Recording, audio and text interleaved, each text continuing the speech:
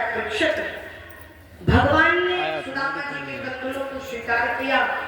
एक मुट्ठी चावल लिए और पान कर लिए तो एक लोग दे दिया, दूसरी मुट्ठी लिए दूसरा लोग, तीसरी मुट्ठी खाने जा रहे थे तो रुक्मिणी मैया ने रोक लिया। भगवान कहते कि जो भक्त मेरे लिए सर्वस्व निछावर कर देता है और अंत में जब मैं उसे देने के लिए आता हूँ ना तो मैं ये नहीं देखता कि मेरे लिए कुछ बचेगा या नहीं। प्रेम पूर्वक भगवान की मित्रता मिलन हुआ और स्वामी सुखदेव जी महाराज कहते राजा परीक्षित आज श्री सुदामा जी बोले लाला अब मैं अपने घर को प्रस्थान करको जाऊं। कन्हैया बोले जाओ।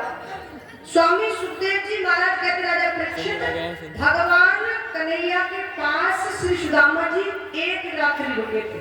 कितना कई कई जन होते ना रिश्तेदारी में पहुंच जाए तो हटने का नाम ही नहीं लेते क्योंकि फ्री का मिलता है मटर पनीर गोभी आलू पूरी कचौड़ी। जैसे हमारा पनीर नहीं करना चाहते काम धंधा तो कुछ है नहीं, 3 घंटे बस ठाकुर जी की सेवा करनी पूरे दिन है लगे रहना। तो कई कई जन होते हैं उनका मन नहीं करता। एक बार पता क्या हुआ, एक बार क्या हुआ बोली भागे बिहारी लाल की जय।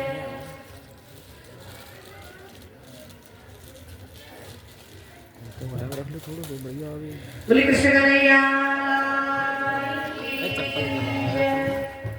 पति पत्नी दोनों रहते प्रेम पूर्वक आपस में बड़ा प्रेम था। उनके घर मेहमान आ गया। कौन आ गया? मेहमान। अच्छा मेहमान आया तो पहले दिन जब मेहमान आता है तो बड़ी खातिर की जाती है। कम से कम 4 सब्जी तो होती है, गोभी आलू जैसी जैसा समय होता है वैसी सब्जी। 4 सब्जी से कम नहीं, उसमें अचार अलग होगा 3-4 तरीके का है और जो है चटनी अलग होगी, रायता और मिष्ठान भी होते हैं कई तरीके के। तो गदगद हो जाता है मेहमान के वो आनंद लाने।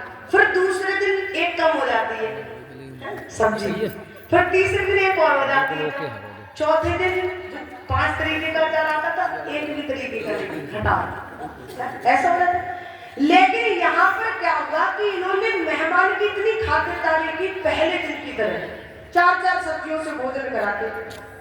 मेहमान ने विचार किया कि महाराज कम से कम अपने घर से तो यही अच्छा हो, समय अनुसार भोजन भी मिल रहा है, चकाचक मामला एकदम फिर चकाचक चल रहा है, ना कोई काम ना धंधा ना टेंशन, तो आराम से रहेगा। अब घर वाले बड़े परेशान, पति पत्नी बड़े आपस में लड़े, ये तो जाने का नाम ही नहीं लेता, तुम कहो से जाए। पत्नी पति से कहती, पति पत्नी से कहता इसको कहो ना जाओ। अब ऐसे कैसे कहे कि भैया तुम चले जाओ, मेहमान जावे ना, जैसे अब हम हैं, अब हम कथा के बाद 1-8 महीने ना जावे तो जबरन भेजोगे हैं?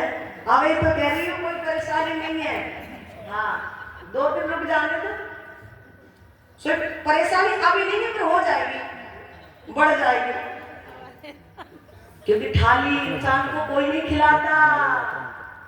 तो कहेंगे बैठी रहती है, कुछ करना धरना है नहीं, ऐसे बैठ के खा रहे हैं। तो मेहमान ने विचार किया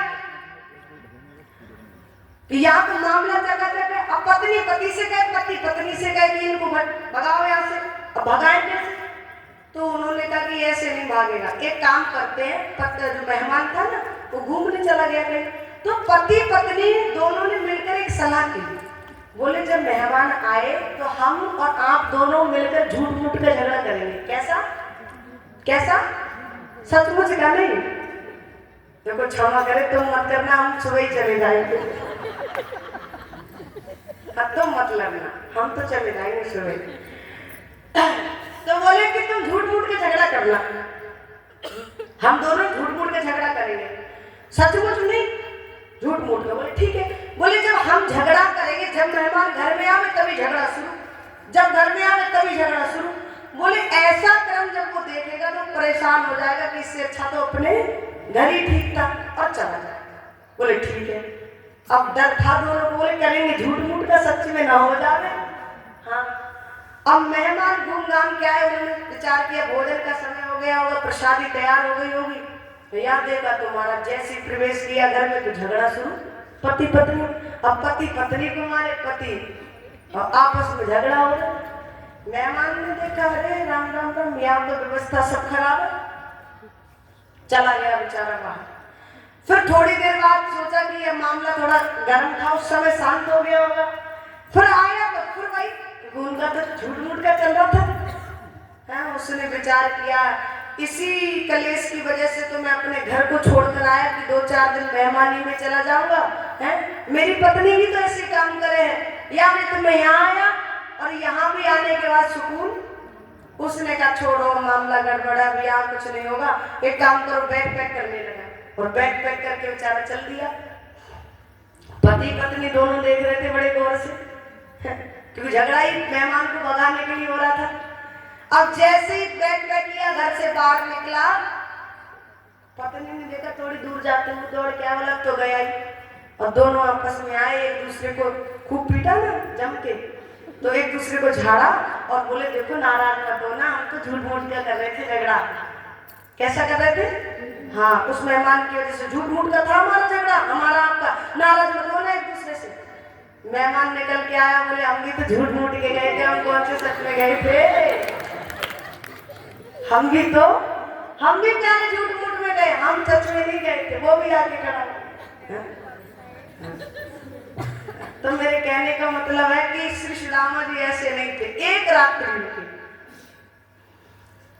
द्वारिकाधीश के पास, आज पुनः अपनी सुदामापुरी में आकर के वास करने लगे। बोले बाके बिहारी लाल की जय, बोले कृष्ण कन्हैया लाल की। अब ज्यों ज्यों कथा विश्राम की ओर जा रही, कैसा लग रहा है आप लोगों को? खुशी हो रही है ना? ये भी निकले कैसे निकल के यहाँ है? नहीं आप लोग तो खैर अच्छे हैं, बड़ा अच्छा भाव है आपका। ये तो एक विनोद की बात है, हंसी की बात है, पर मैं आप लोगों को अच्छे से जानती हूँ, आपका हृदय बड़ा अच्छा है, आप लोग बड़े अच्छे हैं, भाव बड़ा अच्छा है। बोले बांके बिहारी लाल की जय, बोले सियावर रामचंद्र भगवान की जय। आगे चल करके यदु महाराज दत्तात्रेय संवाद हुआ, जहाँ यदु महाराज दत्तात्रेय दोनों का मिलन हुआ। दत्तात्रेय भगवान ने 24 गुरु बनाए, कितने?